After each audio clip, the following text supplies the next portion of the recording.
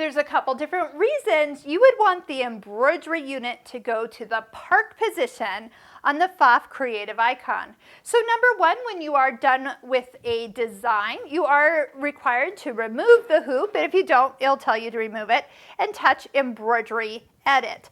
It's asking me if I want to leave the design because I was partially through it, and I'm going to say yes.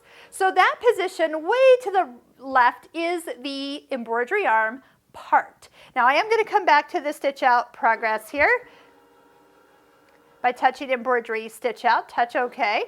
And if I was to be stitching along and I touched hoop position, along here is a couple different options to move your hoop around where the needle's going to start, which is where it's at right now.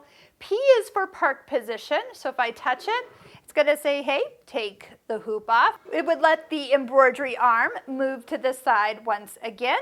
I can go ahead and touch one of those other options to bring it back into position.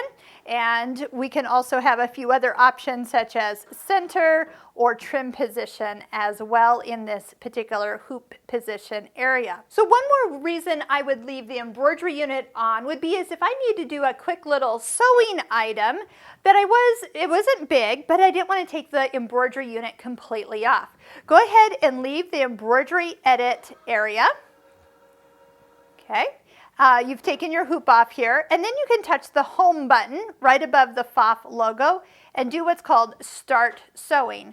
So you'll hear the machine kind of re-engage the feed dogs. Right now I can pick a stitch and I'm ready to do a little sewing. So this work surface could actually be beneficial for you. So if you are looking for something to kind of give you that extra room off to the side of the machine, so see if you haven't bought a sewing cabinet or table that the machine would sit in, or an additional extension table, this embroidery unit could be that answer. Now, if you're doing a big quilt or something, this is going to get in your way. But right now, if I just had a small sewing item I needed to work on, I've often been known to leave my embroidery unit on.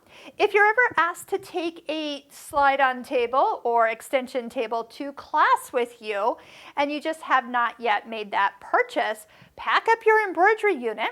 It's going to give you the bubble in class, so your next door neighbors aren't going to be within your sewing area. This should be enough. You'll have plenty of sewing area from side to side, back and front, that the embroidery unit will actually give you.